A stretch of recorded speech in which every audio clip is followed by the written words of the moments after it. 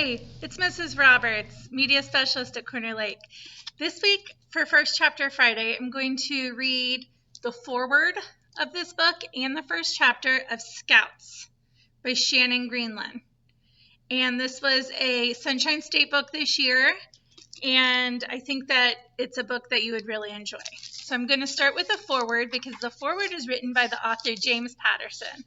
And he has written adult and young adult adventure, mystery, those kind of books. So the foreword says, best friends are the ones who share your deepest secrets, complain with you about school, laugh with you so hard your belly hurts, and go on epic adventures with you, sometimes without even leaving the house. Your friends understand you in a special way because they're going through a lot of the same things that you are, and they know you almost as well as you know yourself.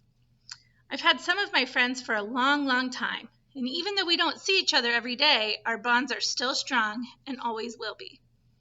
Scouts is a wonderful story about good friends who nevertheless might be on the edge of drifting apart.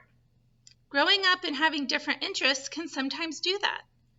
One night, they decide to go on a seemingly simple trek to check out a crashed meteor, but instead, they find danger, thrills, heartbreak, and joy, and discover just how deep their friendships really go. Everybody needs friends like the Scouts, and after you're reading this story, I hope you'll feel like they're your friends as well. James Patterson. Scouts, Chapter 1, 1985, The Here and Now. The walkie-talkie crackles on my bedroom desk. Annie, come in, Bean's here. I snatch up the gadget. This is Annie, over. Don't forget your walkie, over. I roll my eyes. So typical of Beans. Like I would ever forget my walkie. Yeah, over. Unzipping my backpack, I start cramming in all the stuff I'll need for our camping trip. Ball cap, toothbrush. I hate dirty teeth. Chore money. The last time I counted, I had $23.13. A box of matches, flashlight, a can of Pringles, and I finish it all up with my sleeping bag. I'm digging under my bed for some spare batteries when Mom peeks in my open door. Annie, do you want to take... Is that your new yellow dress crumpled on the floor? I look out from under my bed and cringe. Whoops. With a sigh, she sits down on my bed. What am I going to do with you, Annie? Your room is a disaster. I'll clean up when I come home, promise. Standing, I give her my best smile because I so don't have time to clean right now. The Scouts are waiting. My mom looks me up and down for a second, taking in my cutoffs and my Guns N' Roses t-shirt before letting out another sigh. Uh-oh. I think we need to talk. She pats the spot next to her on the bed. Sit down for a second. My shoulders drop. What? Why? Am I in trouble? No, she says. It's just, well, I hold my breath. What's going on? You're getting older now. You're not a little girl anymore. Your friends aren't little boys either. Before too much longer, those boys are going to want to do different things, and they might not want you to come along. You're going to want to do different things, too. What? No! I snap, knowing that's never going to happen. They're my only friends. I know. Mom runs her fingers down one of my two dark braids. But maybe it's time you made some friends who are girls. Dad sticks his head in the open door, just back from work, still wearing his suit and tie. My goodness, you two look so alike. Everyone always says that. And it's true. Mom's Native American genes definitely dominated over Dad's Caucasian ones. But it's especially true right now because we're both wearing our hair in braids with bandanas. Me, because it's what I always do, and Mom, because she's been painting our kitchen. My mom gives Dad a look. Honey, I was just telling Annie that I think she should start making some friends who are girls. Dad looks confused for a second. Oh yeah, right. His gaze takes in my stuffed backpack. I didn't realize you were camping out with the Scouts tonight. I nod. I love when he uses our club name, even though we're not real Scouts. Where are you going to be? Rockies. He gives me a warning look. Stay at Rockies. Do not go anywhere else. I nod again. I don't have to answer him. I'm more of a lie by omission type of person. When it comes to actually speaking a lie, I stink at it. Now, Finn, he's the good liar in our group. He can open his mouth and tell you whatever you want to hear, and you'll believe it. Yeah, that'd be a good skill to have. Dad looks at my overstuffed backpack again. I'm serious, Annie. Only Rockies. No wandering off. How was work today? I ask him. He points his finger at me. Do not go on Mr. Basinger's farm, and definitely do not climb up his silo again. I nod again. So much for changing the subject. Sure, old man Basinger hasn't exactly warmed up to us scouts yet. He yells at us, rides his tractor waving a shotgun. He even threw a peach at us once, but we know how to skirt around him. I look between my parents. Can I go now? Dad's lips tilt up into a little smile. Not before I give you something. He reaches into his pocket and pulls out a small object. Hold out your hand. I don't hide the giant smile that creeps into my cheeks as I bounce off the bed and hurry over. Dad always gives the best presents. I hold out my hand and watch as he opens his. A purple pocket knife drops into my palm. My eyes widen. For real? I can't believe Mom agreed to this. I think you're old enough. I stand up a little taller. I can't wait to show the scouts. Dad chuckles. Okay, go. Have fun. But we're not done talking about the boy-girl stuff, Mom says. We'll finish up later. Just think about what I said. I definitely will not be thinking about it, but I nod anyway as I grab my pack and walkie-talkie and yell love you and fly downstairs. I climb onto the BMX bike that Dad and I built last summer and hit the street, taking off towards Rocky's house. Rocky's dad's Trans Am is up on blocks, as it always is. Sometimes he lets me crawl under it and help him with stuff. He's cool that way. I wish my dad could do stuff like work on cars. All he does is wear a suit and go to an office. Though he did help me build my bike, so there's that. Rocky's sister is shooting hoops outside their garage when I pedal up. Everybody in his family is an athlete, which is why I love hanging out over here. One of them is always up for playing basketball, catch, football, or soccer. His dad played football for UT, and Rocky's been playing forever too. A lot of people in the neighborhood say Rocky's got raw talent and could go pro someday. That'd be neat, having a superstar friend and all. Rocky's already outside waiting on his bike, dressed in his usual jeans and a muscle tee. He catches a wheelie off a ramp we all built in his side yard and meets up with me on the street.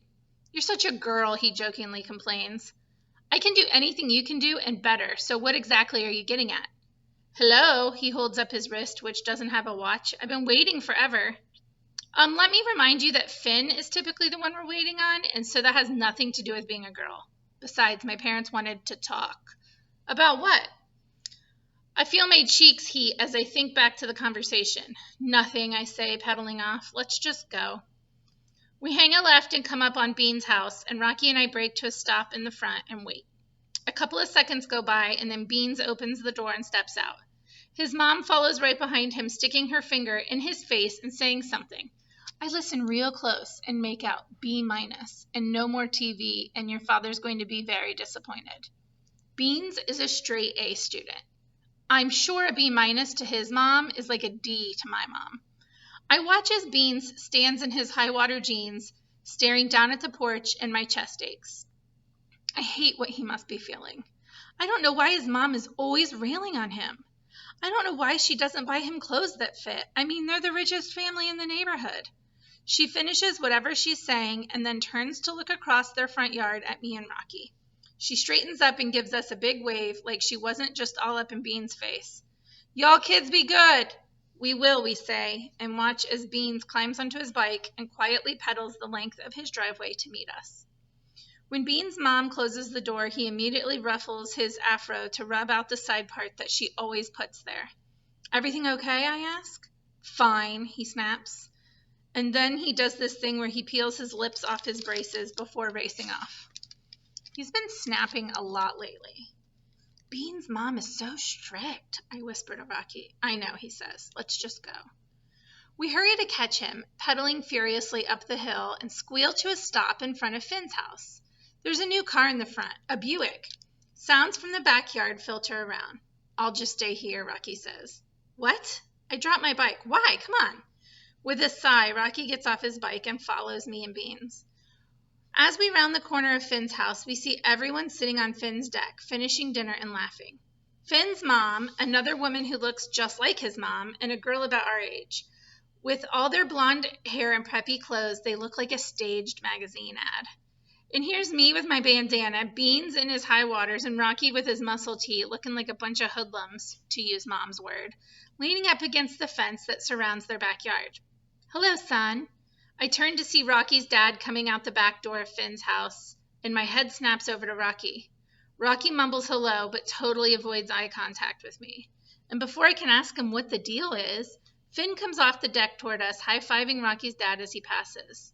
When Finn's standing in front of us, I look between my two friends. "Anybody going to tell me what's going on?" Finn furrows his brows. "With what?" "Hello?" I wave my hand in the direction of the back door. "Rocky's dad?" Finn looks at Rocky. "I thought you told him." Rocky shrugs but still doesn't say anything. I glance over at Beans, and he looks as clueless as me. "His dad and my mom are dating," Finn tells us with a smile, so that doesn't match Rocky's attitude. "That's kind of neat," Beans says. "If they get married, you two will be brothers." Finn nods. "Cool, huh?" I look over at Rocky. "How long?" "Couple of weeks," he mumbles. I want to be irritated that he didn't tell me, but clearly there's something going on. Rocky's mom died several years ago, and he doesn't talk much about it. But I suspect this right here has got to stick. I think about my own parents, and yeah, it would totally bum me out if one of them died and the other one started dating someone. But at least it's Finn's mom, who's usually really nice and not super strict like Bean's mom. The laughter from the deck filters over again, and the girl who is sitting beside Finn gets up and comes bounding over, blonde curls bouncing. "Wow," I hear Beans breathe, and I cut him a look right as Rocky must spot her too, because he as it straightens up from the fence. Wide-eyed, both Beans and Rocky stare as she comes toward us. Tank top, mini skirt, bow in her hair, and ankle socks. It reminds me of those Pert shampoo commercials where there's obviously a fan off camera blowing the girl's hair. This is exactly how Mom would have me dress if she could get her way. The perfect girl. Well, there are a lot of perfect girls at school who are also perfectly mean. I don't get it. What's so great about being pretty? "Hi," the girl grins, all dimples and lip gloss and freckles. "I'm Scarlett, Finn's cousin." "Hi," Bean squeaks, and then clears his throat. "Hey," Rocky pitches his voice low, and I roll my eyes. Finn pulls a tissue from his back pocket and blows his nose. "Scarlett lives in Chicago. She's going into the 8th grade. She's here for the week while her mom goes off and gets married." Wait a minute. For the week? I hope that doesn't mean what I think it means. "Are you going to come watch the meteor shower with us?" Beans asks, and I shoot him the evil eye. "This was supposed to be our secret adventure night. Just the scouts." She nods. "Finn says we're camping out too. Let me just get my purse." Her purse? She races inside, and I watch as her miniskirt bounces with each step. We're supposed to be climbing into a silo. I hope she's changing clothes. "What are you doing?" I grumble at Finn. "Why did you invite her?" He refolds his tissue into a neat square. "My mom said I had to bring her along." "This is our first day of summer camping trip. We do it every year. Just us," I emphatically point out. What's wrong with him? Finn just shrugs. "Sorry, Mom said." "She's a girl," Rocky whispers. I frown. "I'm a girl." "Yeah, but she's like a real girl, a woman." "A woman? She's going into 8th grade." "She's going to be here the whole week?" Rocky asks with so much wonder in his tone that I start chewing my thumbnail. "Yeah," Finn sighs, all put out, and walks his used tissue over to the garbage.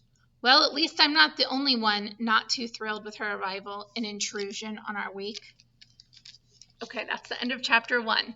So check out Scouts from the Media Center and find out what happens. Have a great week.